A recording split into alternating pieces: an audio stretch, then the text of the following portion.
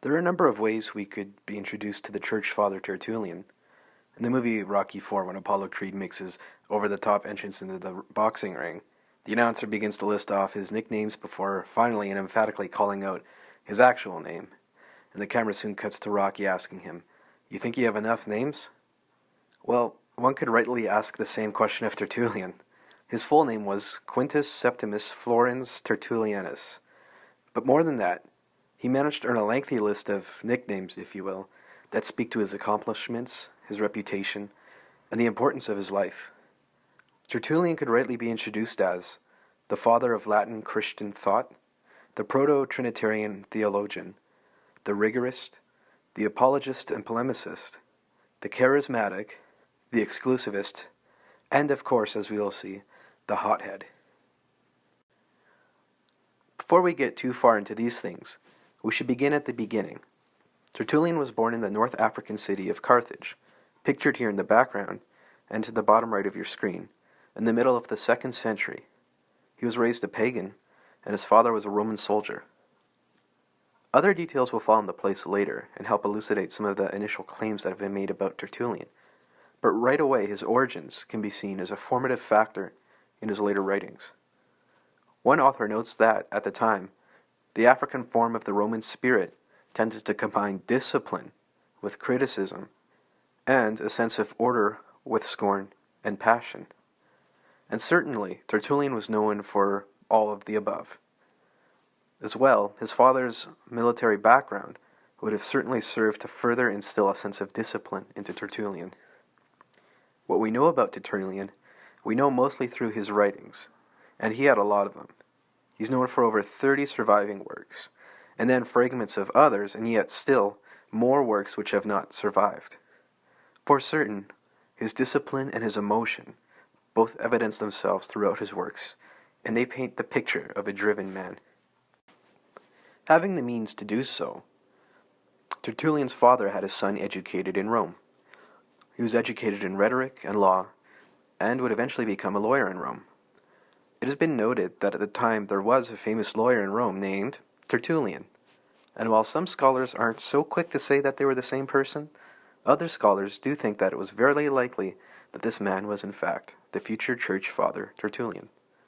One thing can be agreed on, however, and that is that our Tertullian expressed both the attitude and aptitude of an accomplished lawyer in his writings. Throughout his writings, Tertullian is known to make use of legal terms, and as well, one can observe an at times lawyer-like rudeness and the self-righteousness that would be expected of a lawyer, leaping right from the pages of his works. It would appear that he fit the bill of a pagan lawyer, but how well could someone like this fare as a Christian writer? The designation of Tertullian as a hothead has been understated so far, but again, just as he was disciplined and skillful, there is no doubt that he was emotionally charged. In his Christian writings, Tertullian's style has forever earned such descriptions as impetuous, hot-blooded, and even reckless. Yet, as one author puts it, it should be noted that the more he spoke in anger, and the more passionately and personally he threw his weight behind what he thought was right, the more polished were his thoughts and his style, the more subtle his tactics, and the more sparkling his cruelly biting wit. As it would turn out, God had plans for such a man as this. At the age of 40, Tertullian converted to Christianity and returned to Carthage. Tertullian is known famously for penning the phrase, "The blood of the martyrs is the seed of the church," and it has been noted that no other early church father emphasized the fact that the church owed her triumph to her sufferings as much as Tertullian. Clearly, Tertullian was very deeply touched by the witness of the Christian martyrs, and it is very likely that they played a pivotal role in his conversion to Christianity.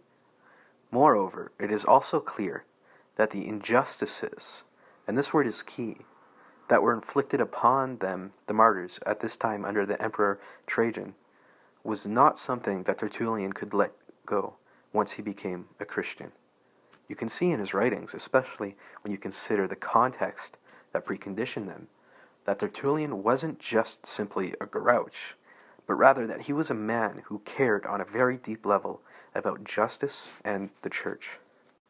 Tertullian himself observed and pointed out to the Romans in his first Christian work, depending on whose chronology you follow, the Apology, which he wrote around the end of the 2nd century, that far different is the duty Rome enjoins upon the executioner against the Christians, not to make them state what they do, but to make them deny what they are. There was nothing hyperbolic about this statement, and for Tertullian, there was no distance between the truth of this claim and the reality of his own personal experience. Spoken as one with a first-hand perspective, being a lawyer in the Roman courts, he also wrote that Christians are not granted the rights in court that are accorded even the worst murderers, stating that criminals can defend themselves, hire lawyers, plead their innocence, reply, and cross-examine, but Christians cannot defend themselves. Also recorded in his work, The Apology, are the following words. Suppose you are trying any other criminal, that is, not a Christian. If he confesses to the crime of murder, sacrilege, incest, or treason, such as the charges that were being made against the Christians, you weigh the attendant circumstances, the character of the deed, the number of times it was committed, the time, the place, the witnesses, and the partners in crime. This, he wrote, was in contrast to the complete lack of legal procedure that was afforded to the Christians, who were, supposedly, being persecuted on legal grounds. Evidently, the Roman persecution of Christians was unlawfully conducted, and Tertullian took great pains to highlight this egregious misconduct. As an insider on the workings of the law, Tertullian was both apt and quick to point out its failure to be upheld. Once he embraced the Christian faith, his convictions seemed never to waver. He quickly and deeply began studying the Scriptures, and would soon turn his attention to the injustices of the world he left behind in Rome, in a relentless bid to defend not just the tenets of Christian faith, but his fellow Christians and himself. Serving up his advocacy in Latin was no doubt a bold move, whereby Tertullian took these issues to Rome's own turf. After converting to Christianity, Tertullian moved back to Carthage, where he began to write his many works. Typically, his writings have been categorized as his apologetic, moral, and theological or dogmatic works. Other divisions exist, such as his Catholic writings and his Montanist writings. Even after becoming a Christian, he never could escape his propensity towards discipline. And of course, it was quite an impassioned propensity at that. And eventually, he would break with mainstream Christianity and join a sect known as the Montanists. There came a time when the church had grown too morally lax in Tertullian's eyes. At this juncture, he broke with the Catholic Church and joined the Montanists. This charismatic movement was based on the teachings of a man named Montanus, who himself was a bit of an oddity. During semi-conscious, ecstatic bouts, he would talk as if he, himself, were the Holy Spirit and not just a messenger. As per his teaching, the Montanists believed that the end times were nearly upon the world. In light of this belief, they prescribed and committed themselves to rigorous expressions of morality. Their lifestyles were markedly altruistic. Walter Tertullian's impression of Montanism's founder can be debated. What is obvious is that Montanism, on some level, was a perfect fit for the morally rigorous and discipline-oriented Tertullian. When you throw around words like impetuous, especially on an introductory level, it may be easy to misunderstand someone. In his writings, Tertullian's tact may be barbed, but he undeniably yielded much fruit for Christianity through the filter of his personality, as he met his world head-on. Importantly, he did not simply charge into contact with his world for mere entertainment, but rather he employed his undiluted style in his apologetic work for constructive purposes, which may seem contrary to the surface-level temperature of his writings, which again seem to have lacked restraint. his polemic work and apologetics against other entities than the Roman government, such as Judaism, Gnosticism, paganism, may be perceived outright as perhaps zealous rather than honorable to a 21st century observer. But a fact which we may quickly overlook without realizing is that Tertullian lived in a much different world than our own.